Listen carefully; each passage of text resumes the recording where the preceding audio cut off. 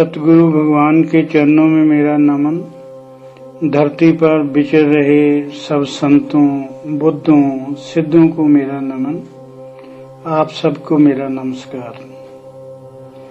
मैं ये भली भांति जानता हूँ कि एक संत का काम केवल उच्च कोटि के संत पैदा करना ही नहीं, बल्कि ऐसे गृहस्थ भी पैदा करना जो जीवन के भौतिक सुखों का भोग करते हुए उच्च कोटि के साधक बनकर सत्य में स्थित रहते हुए अपना जीवन बिताएं।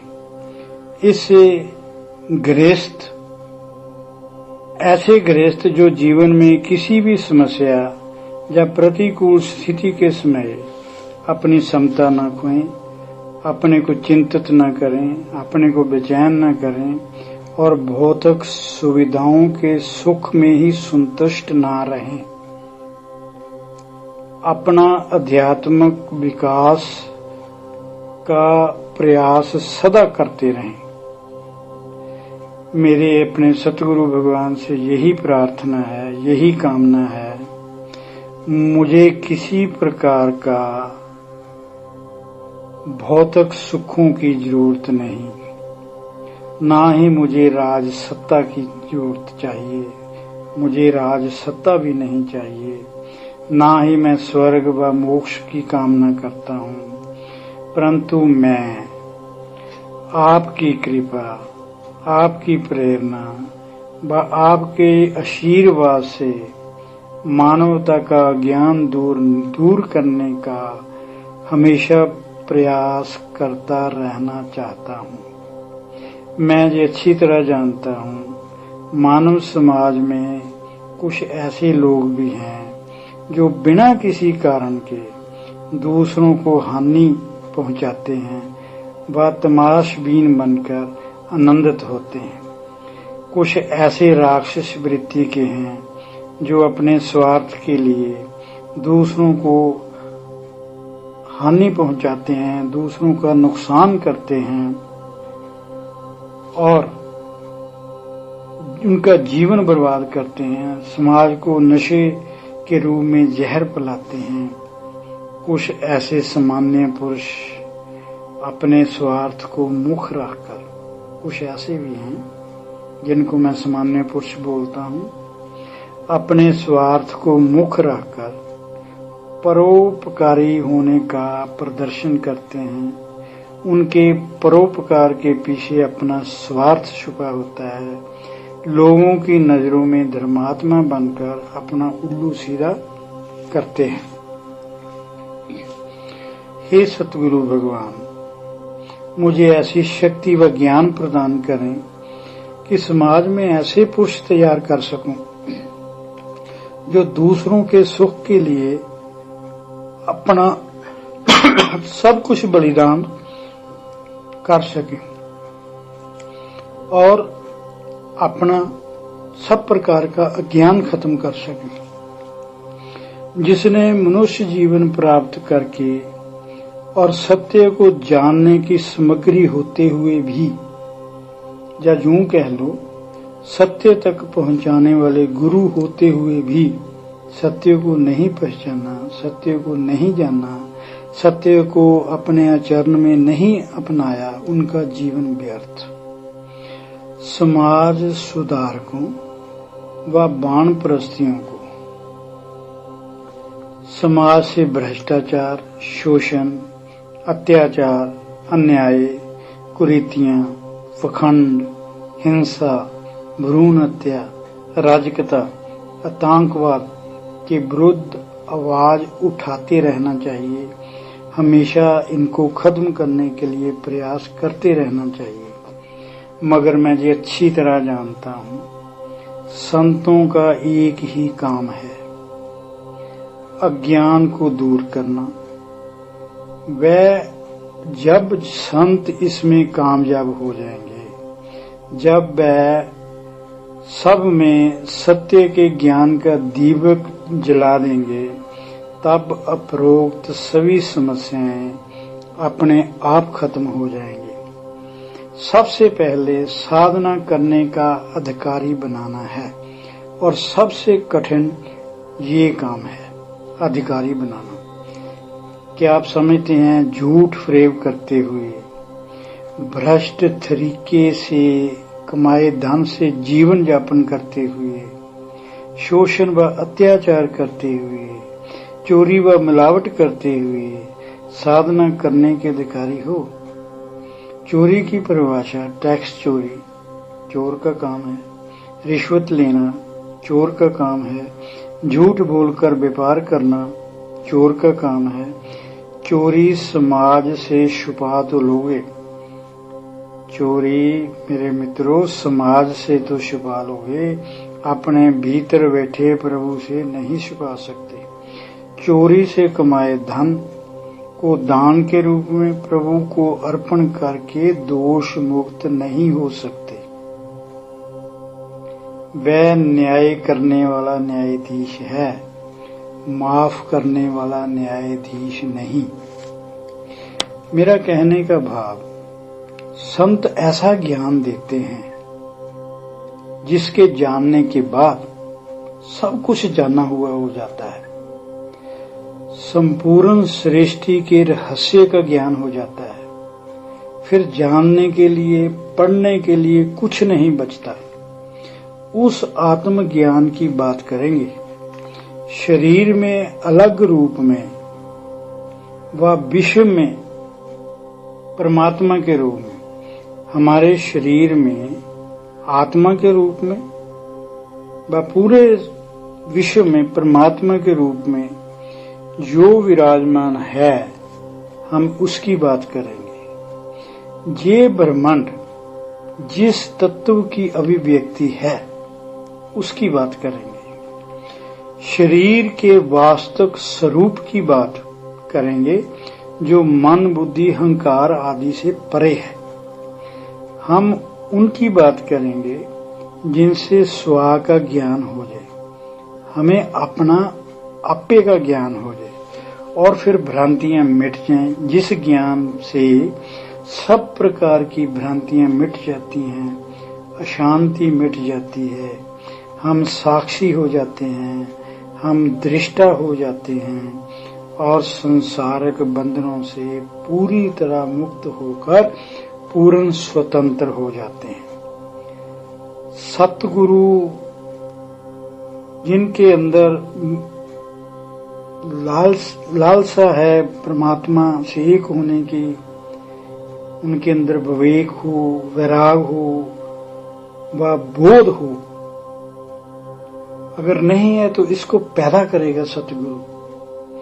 तत्व ज्ञान, आत्म ज्ञान, ब्रह्म ज्ञान देने के लिए विवेक, वैराग व बोध अति आवश्यक है। इसके बिना मोक्ष तक पहुंचना तो दूर, मोक्ष की बात भी नहीं की जा सकती। अध्यात्म के रास्ते पर चलने के लिए सहन करना, क्षमा करना और फिर क्षमा करके भूल जाना, मन में सरलता, दया, संतोष, सत्य पे मार्ग पे चलने का दृढ़ संकल्प, ये सब चीजें होनी अति आवश्यक हैं। इनके लिए सबसे पहले मन विषय कामना से मुक्त होना चाहिए। मन विषय वासना व विषय कामना से मुक्त होना चाहिए और ये जरूरी है। इंद्रियों द्वारा भोगे जाने वाले विषय केवल शरीर व मन को थोड़े समय के लिए संतुष्ट कर सकते हैं। जब तक इन विषयों के भोगों से मन व शरीर संतुष्ट होता रहेगा, तब तक इनको बार बार भोगने की इच्छा रहेगी। इसका रिजल्ट क्या होगा? मानव शरीर पाकर भी आत्म ज्ञान से वंचित रहोगे। इंद्रियों के विषय में पहले मैं बता चुका, एक बार फिर सुन लो। जब तक मन व शरीर को संतुष्टि होती रहेगी, इन सब को बार बार भोगने की इच्छा बनी रहेगी। इंद्रियों के जो विषय हैं वह बंधन नहीं है। जो इंद्रियों के विषय हैं वह बंधन नहीं है। भगवान ने हमारे शरीर में कुछ भी बिना पर्पस के नहीं बनाया, परंतु इन विषयों के प्रति जो आसक्ति है वही बंधन है। विषयों के प्रति आसक्ति ही बंधन है। विषयों के प्रति आसक्ति ही मनुष्य के बार बार जन्म और मरण का कारण बनती है। विषयों के प्रति आसक्ति ही काम, क्रोध, मोह, लोभ, अहंकार, ईर्ष्या, द्वेष, घृणा, दुख व चिंता आदि अनेक अवगुण पैदा करती है। आसक्ति त्याग से ही समस्त बुराइयों से मुक्त हुआ जा सकता है। आसक्ति त्याग से ही समस्त बुराइयों से, समस्त विकारों से मुक्त हुआ जा सकता है और मानव तत्व या मानव कह लो या साधक कह लो जो इस रास्ते पर चलना चाहते हैं, तब ही वह तत्व ज्ञान का अधिकारी बन सकता है। जब अधिकारी बन जाएगा फिर गुरु कृपा से क्या होगा? गुरु कृपा से, गुरु कृपा से देह का झूठा अभिमान छूट जाएगा। जब तक देह का अभिमान नहीं छूटेगा तब तक अहंकार बना रहेगा। अहंकार से वासना पैदा होती है। वासना पूर्ति हेतु ही शरीर मिलता है। यदि वासना नहीं तो शरीर की जरूरत ही क्या है? जब तक शरीर व मन के प्रति आसक्ति है, जब तक शरीर व मन के प्रति आसक्ति है, तब तक कर्म व कर्तापन का अहंकार व फलाकांक्षा का बंधन बना रहता है। मन में फलाकांक्षा की तमन्ना रहती है और ये सब बंधन का कारण बनते हैं। सभी प्रकार के भोग, सभी प्रकार के कर्म, अहंकार व लोभ शरीर व मन के धर्म हैं। तो फिर क्या करें?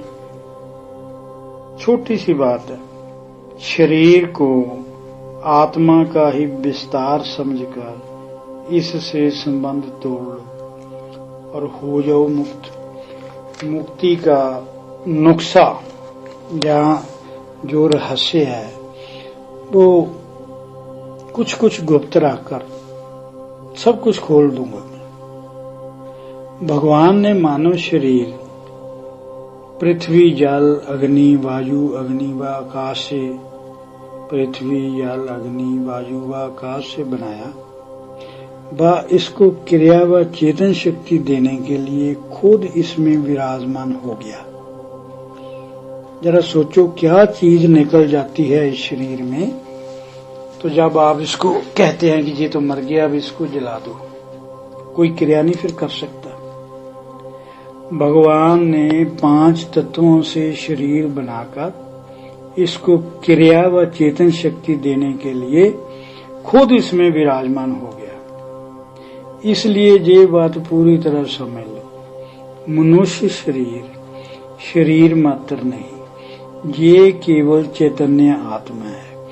आत्मा का विस्तार होने के कारण आत्मा ही इसका वास्तविक स्वरूप है।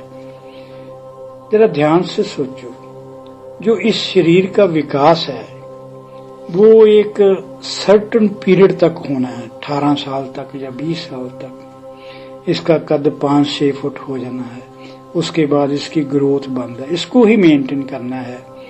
मेंटेन करते करते फिर ये धीरे धीरे बूढ़ा हो जाएगा, फिर ये खत्म हो जाएगा। इसके विस्तार में आपका तो कोई रोल है नहीं, या जिसका रोल है वो तो दिखाई देता नहीं। कौन है जो इसका अंदर बैठकर हर अंग का पूरे साइज के मुताबिक वो उसका विकास करता है, धीरे धीरे उसका विकास करता है, फिर उसकी फीड उसको देता है। इसलिए कहता हूं मनुष्य शरीर मात्र नहीं है। ये जो मनुष्य जीवन है, मनुष्य का जो शरीर है, ये केवल शरीर मात्र नहीं, ये चैतन्य आत्मा है। आत्मा का ही विस्तार होने के कारण आत्मा ही इसका वास्तविक स्वरूप है। जिन 5 तत्वों का जो शरीर बना वह अनित्य है और वह नाशवान है। भगवान ने मानव शरीर को प्रारब्ध भोगने के लिए दिया और नई प्रारब्ध बनाने के लिए दिया। प्रारब्ध भोगने के बाद जब ये शरीर नष्ट हो जाएगा या मर जाएगा, इसमें जो जीव आत्मा है वह जीवित रहेगी, जो जिसका पुनर्जन्म होगा और अगली यात्रा के लिए वो चल पड़ेगी। ये शरीर जीव आत्मा का वस्त्र है। जीव आत्मा उस विराट चैतन्य का अंश व अपने को अज्ञानवश उस प्रभु से अलग समझकर, मैंने बोला ये जीव आत्मा उस विराट प्रभु का अंश है व अपने को अज्ञानवश उस प्रभु से अलग समझ रहा है व कर्तापन के अहंकार के कारण, कर्तापन के जैसे आप मैंने किया, मैंने दान किया, मैंने पुण्य किया, मैं ये कर दूंगा, मैं वो कर दूंगा, ये अहंकार ही तो है। कर्तापन के अहंकार के कारण जन्म मरण के चक्कर में फंसा रहता है। स्पष्ट बात, संपूर्ण भौतिक जगत का आधार वही चैतन्य प्रभु है। तू भी वही चैतन्य प्रभु हो। अपने को भौतिक शरीर समझने की भूल को सुधारकर साक्षी चैतन्य रूप जानो। यदि तू समस्त दृश्य प्रपंच का दृष्टा या साक्षी बन जाता है तो आत्मबोध हो जाएगा। यदि साधक समस्त दृश्य प्रपंच का दृष्टा या साधक बन जाता है तो उसे आत्मबोध हो जाएगा। ये हमारे सतगुरु की तरफ से मैं गारंटी देता हूँ। ये शरीर मेरा, हमेशा कहते रहते, ये शरीर मेरा, मन मेरा, बुद्धि मेरी, तो बताओ फिर आप कौन? जिसके ये सभी हैं, जिसको हम मेरा कहते हैं, वह मैं से भिन्न होता है। जिसको भी हम मेरा कहें, जैसे ये मेरा पेन, ये मेरी घड़ी, ये मेरा मोबाइल, मैं मोबाइल तो नहीं, मोबाइल और मैं अलग। जिसको भी हम मेरा कहते हैं वो मेरे से अलग होता है और जो मेरा है वह मेरा नौकर है। मैं उन सब से अलग उनका स्वामी हूँ। ये जो सब मेरे हैं, जब ये छूट जाएंगे शेष केवल मैं बचूंगा और जो बचेगा वही मैं का वास्तविक स्वरूप है। यही मैं आत्म तत्व है। ये समझ आते ही प्रभु और मैं एक, जन्म मरण खत्म, मुक्ति ही मुक्ति, फिर सब बंधन खत्म, सब विकार खत्म। मगर ये सब जो है विवेक के बिना, वैराग के बिना पॉसिबल नहीं। जब पूर्ण विवेक आ जाता है तो वैराग आना ही आना, और जब वैराग आ जाएगा तो आप पात्र बन जाएंगे। विवेक के बाद जब वैराग की परिभाषा पहले भी बोली, फिर भी बोलूंगा। वैराग, विवेक के बाद वैराग होने से पात्रता आएगी। गुरु द्वारा तत्व ज्ञान का बोध कराए जाने पर होगा आत्मज्ञान। पात्रता के बगैर तो गुरु करेगा ही नहीं। साक्षी में स्थित होना या दिव्य अनुभूतियां, ध्यान से सुनो मेरी बात, साक्षी में स्थित होना या दिव्य अनुभूतियां जैसे ओम, अनहद नाद, ओम ओंकार, या दिव्य प्रकाश। अनहद नाद ओम ओंकार कानों से संबंधित है, दिव्य प्रकाश आंखों से संबंधित है, दिव्य अमृत जीभ से संबंधित है, दिव्य सुगंध नाक से संबंधित है। इन सब दिव्य अनुभूतियों की प्राप्ति ही पर्याप्त नहीं है। जो काफी समय से सतगुरु भगवान के साथ जुड़े हुए हैं उनको ये सब अनुभूतियां होती हैं, मगर ये भी पर्याप्त नहीं है। मैं साक्षी हूँ, मैं शरीर नहीं हूँ, मैं दिव्य प्रकाश देख सकता हूँ, प्रभु का संगीत ओम सुन सकता हूँ, ये सब काफी नहीं है। इससे मंजिल के बहुत करीब तो पहुंच जाते हो, इसमें कोई संदेह नहीं। इन सब से मंजिल के करीब तो पहुंच जाते हो। इस जन्म में अगर काम पूरा नहीं हुआ तो दिव्य अनुभूतियों तक पहुंचा हुआ साधक का एक आध जन्म और होगा, ये तो पक्की बात है। इनसे मंजिल के बहुत करीब पहुंच जाते हो, इसमें कोई संदेह नहीं है। मगर जब तक बीज रूप में वृत्तियां व संस्कार मौजूद, तब तक निर्विकल्प समाधि बनी रहेगी। इसमें मुझे तो संदेह की गुंजाइश रहेगी। देहाभिमान छोड़कर सूक्ष्म वृत्तियों व संसारों का बीज रूप में भी खत्म करके, देहाभिमान छोड़कर सूक्ष्म वृत्तियों व संस्कारों को बीज रूप से खत्म करके निर्विकल्प समाधि द्वारा अपने पूर्ण शांत स्वरूप चैतन्य स्वरूप में निरंतर स्थित रह सकते हो, इससे पहले नहीं। मगर शरीर छोड़ते वक्त अंतिम समय ये स्थिति बनी रहेगी तो मोक्ष पक्का। शरीर छोड़ते समय ये भाव रहे, मैं देह नहीं, मैं चैतन्य आत्मा हूँ। जो चेतनता शरीर से निकल रही है, जो चेतना शरीर से निकल रही है, वही मैं हूँ। मैं उसके साथ जाऊंगा, उसमें विलय हो जाऊंगा। इसलिए आखिरी सांस लेते वक्त भी ओम में डूबे रहना बहुत जरूरी।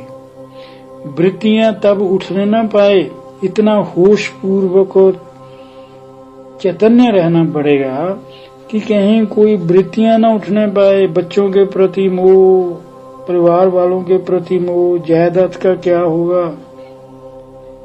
अगर ऐसी वृत्तियां उठती हैं तो फिर समझ लो वो मरण जन्म का चक्कर चलेगा।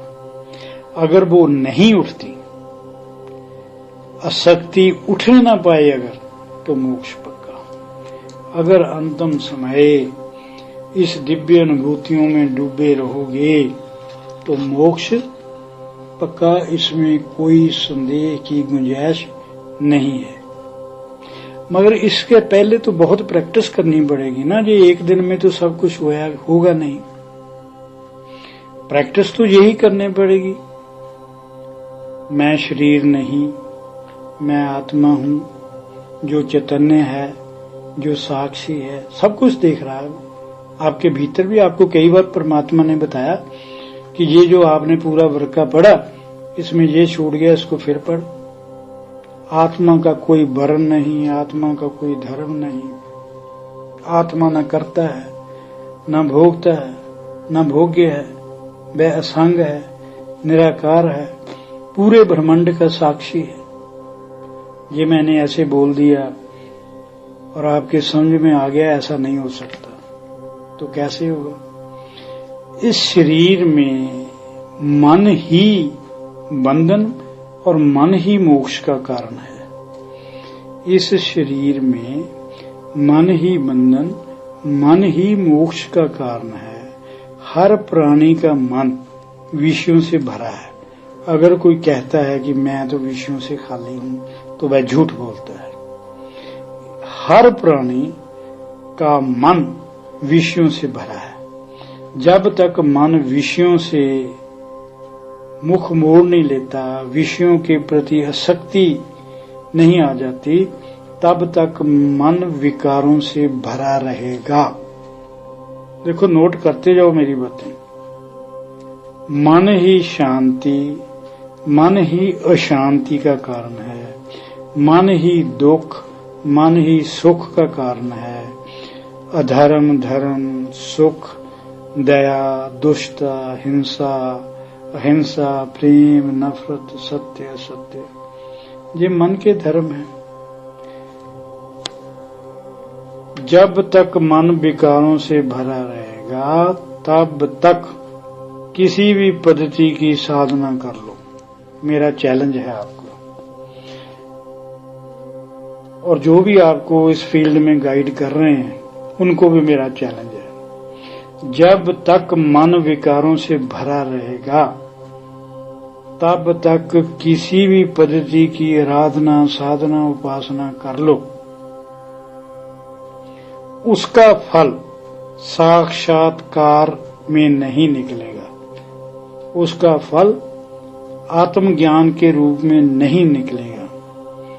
जब तक आत्मज्ञान नहीं होगा, चेतावनी, जब तक आत्मज्ञान नहीं होगा तब तक आत्म साक्षात्कार नहीं होगा, अपने स्वरूप का ज्ञान नहीं होगा। जब तक अपने स्वरूप का ज्ञान नहीं, तब तक मरण जन्म के चक्कर से मुक्ति नहीं।